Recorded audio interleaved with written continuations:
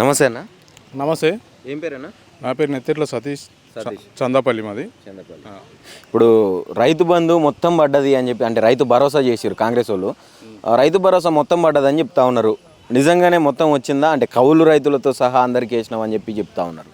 నాకు సొంతం 2 ఎకరాల ల్యాండ్ ఉంది. నేను ఒక 4-5 ఎకరాలు కౌలుకు తీసుకొని చేస్తా. కౌలు రైతుకు డబ్బులు ఇస్తా అనేది ఇక అది జూటా మాట అనడానికి తెలంగాణ రాష్ట్రంలో నీ కౌలు చేసి ఏ రైతును అడిగినా కూడా చెప్తాడు, ఎక్కడికి వెళ్ళినా కూడా. ఎందుకంటే కౌలు రైతులకు ఇంతవరకు ₹1 అంటే అసలు కౌలు రైతులను గుర్తించడం కూడా గుర్తించలేదు ఇంతవరకు.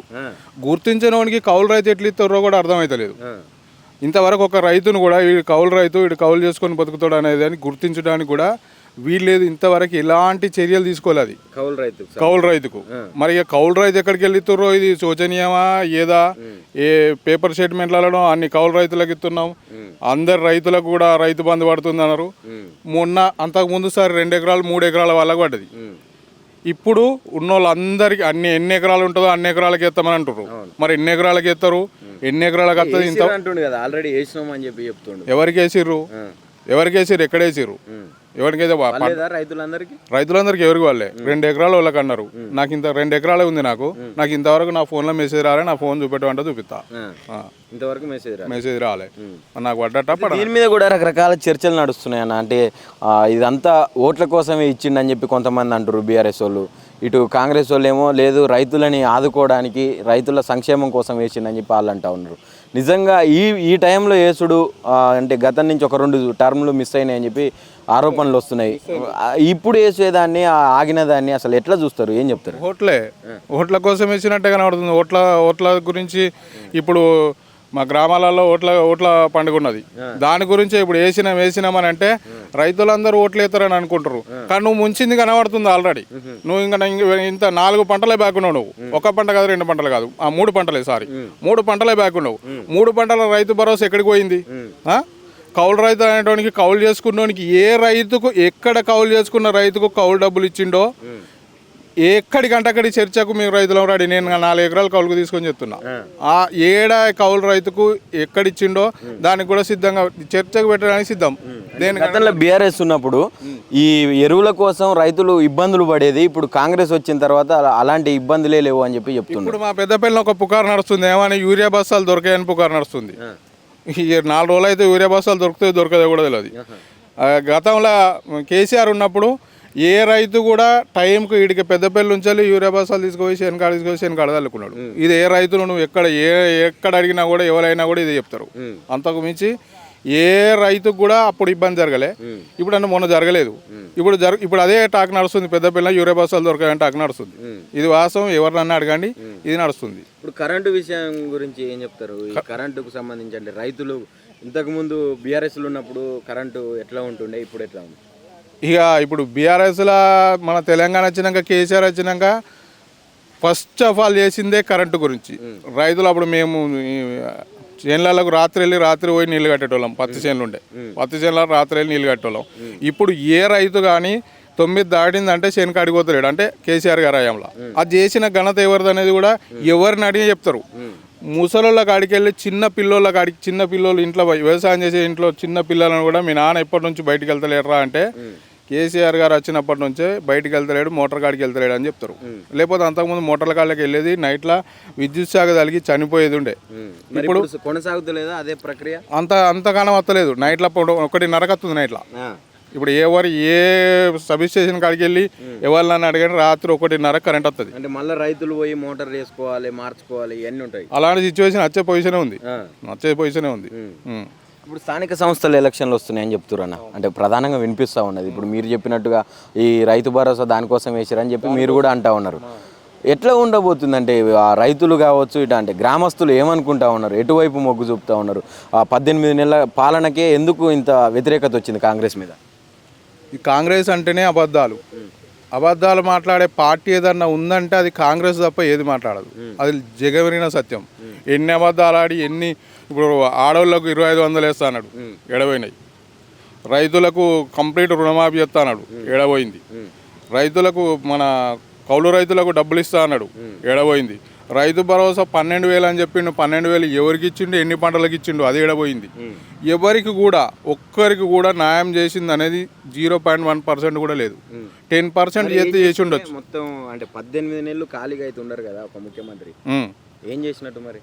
ఇక ఏం చేసిండో ముఖ్యమంత్రి గారికే తెలుసు. రైతులకైతే చేసింది అయితే శూన్యం. రైతులకు చేసిన శూన్యం. ఒక కరెంటును కాపీకొట్టి కరెంటుకి అట్లా మామూలుగా ఉంచిండు. అంతకు మించిగా కేసీఆర్ చెప్పినప్పుడు రైతు బంధుకు రామ్ అయితే అన్నప్పుడు రామే అయింది. ఇప్పుడు రైతు బీమా అనేది కూడా అప్పుడు కేసీఆర్ ఉన్నప్పుడు ఉండే, ఇప్పుడు మరి ఎవరికి వస్తుందో ఎవరికి. అంటే రైతు బీమా గురించి కూడా కొన్ని గట్టిగా మాట్లాడిర్రు ప్రచారంలో భాగంగా. అయ్యి రైతు బీమా ఇచ్చి రైతును ఆదుకోవడం కాదు, పంట బీమా ఇవ్వాలి, పంటను ఆదుకోవాలని చెప్పి మాట్లాడిర్రు. మరి మొన్న రీసెంట్గా మరి పత్తులు ఖరాబ్ అయినాయి. పత్తులు ఖరాబ్ అయితే మక్కలేసినాం. అంటే నేను వేయలేదు, మిగతా రైతులందరూ నా పక్కపడి రైతులందరూ వేసారు. అకాల వర్షం వచ్చింది. మీకు అందరూ మీడియా మిత్రులకు అందరికీ తెలుసు అకాల వర్షం వచ్చింది సంగతి. అకాల వర్షం వచ్చి మక్క చేనులు అన్నీ మొత్తం పడిపోయి ఆగమైనాయి. ఒక్క రైతుకు ఎవరికైనా పంట బీమా వచ్చిందా? ఖరాబ్ అయిన రైతుకి ఎవరికైనా వచ్చిందా? మక్కలేసిన ప్రతి రైతు దగ్గర పోదాం. మా విలేజ్లో దాదాపు ఒక 500-600 ఎకరాలు మక్క వేసారు. మక్క ఎత్తే ఆ మక్క కోసిన వర్షానికి మొత్తం తడిసి బూజు పట్టిపోయినాయి. అడ్డికి పావుసేరు అమ్ముకున్నారు. అడ్డికి పావుసేరు. వ్యవసాయ మార్కెట్లో మరి మక్కలే కొనలే. ఎందుకు కొనలే? వ్యవసాయ మార్కెట్లో మక్కలు కొనలే. అడ్డికి పావుసేరు వేరే ప్రైవేటు వ్యక్తులకు అమ్ముకున్నారు. మొత్తం మక్క అంతా పడిపోయింది. ఒక్కరి మక్కకు కూడా పంట బీమ రాలే. మరి పంట బీమ ఏడపోయినట్టు? హామీ ఇచ్చిన పంట బీమ ఏడపోయింది. మరి ఏ రైతుకు వచ్చింది? ఏ రైతుకు పంట బీమ ఇచ్చిర్రు? ఇంకా 2 పంటలకు కాదు 3 పంటలకు రైతు బంధు ఇస్తా, రైతు భరోసా ఇస్తా అన్నాడు. మరి మేము మక్క కూడా వేసినాం. మక్కకి ఏ రైతుకు రైతు భరోసా వచ్చింది? అసలు రానే వస్తలేదు. ఇంకా 3వ పంటకి ఏడిచ్చిండు.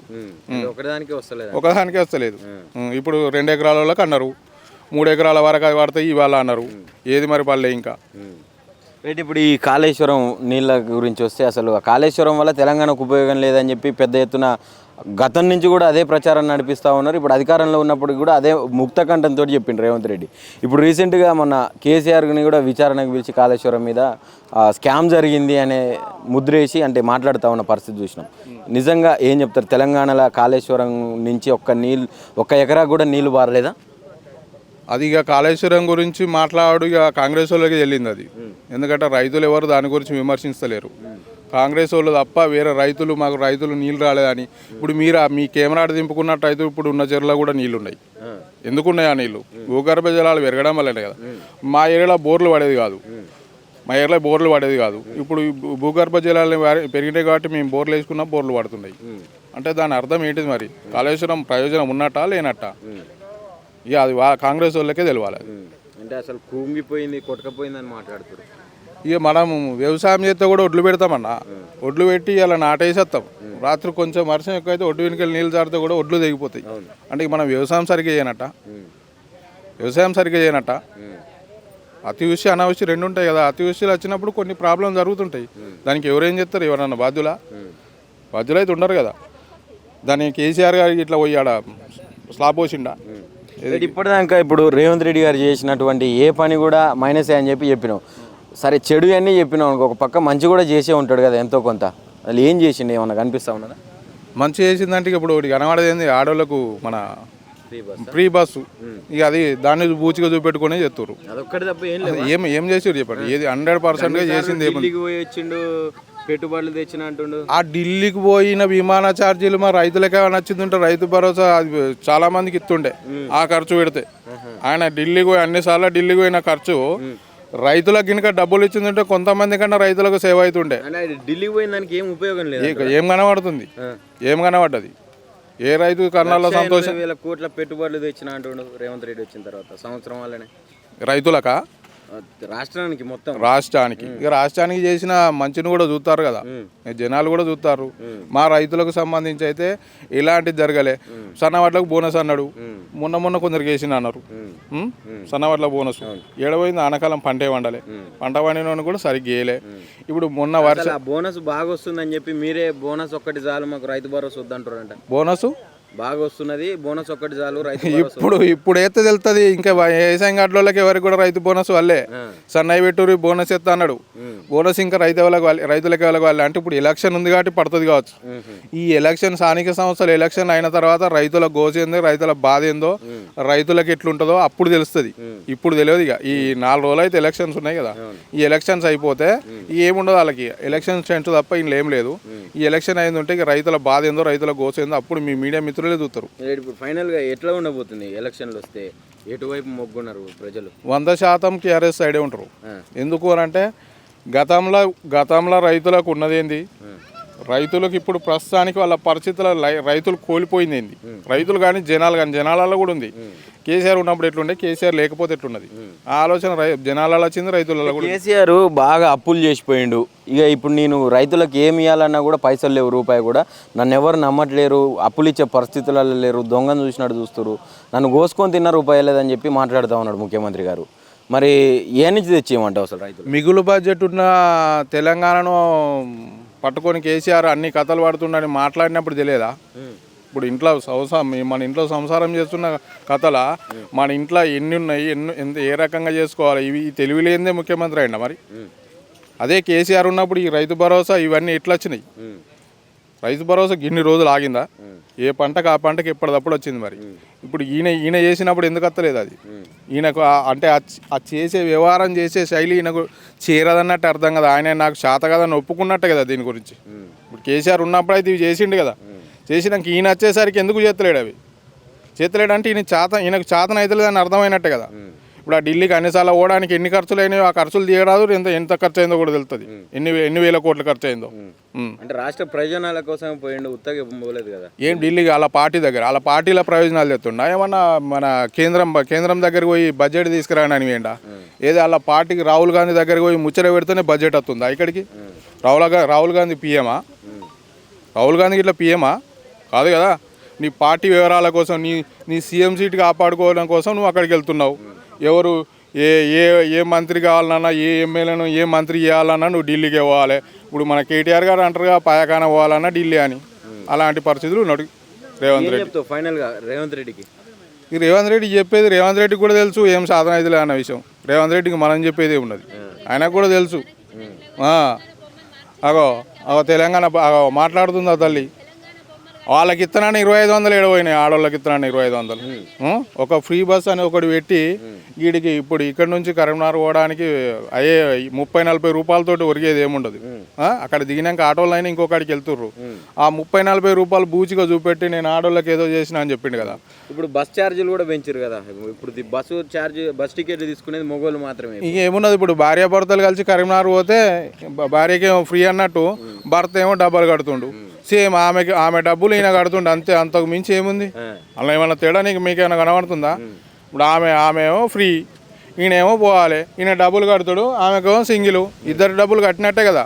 అదే ఏమంటున్నా నేను, ఒకరికి ఫ్రీ ఇచ్చి ఇంకొక డబ్బులు తీసుకుంటుండు. అదే ఇప్పుడు నా భార్యను తీసుకొని నేను కరీంనగర్ వెళ్ళిందంటే ఆమెకు ఫ్రీ, నాకో డబ్బులు. ఏముంది, ఆమెకు నేను డబ్బులు రెండు ఛార్జీలు కట్టినట్టే కదా, అంతే. అందులో ఏముంది? ఏమంటారు, మన తెలంగాణలో ఒక సామెత ఉంటుంది, తెలంగాణ ప్రజలను గొంగట్లో చెప్పు పెట్టి కొడుతుండు. అంటే డైరెక్ట్ చెప్పు తీసి కనబడితే చెప్పు పట్టి కొడుతుండ్రు, అంటే గొంగట్లో చెప్పు పెట్టి కొడితే కనబడదు.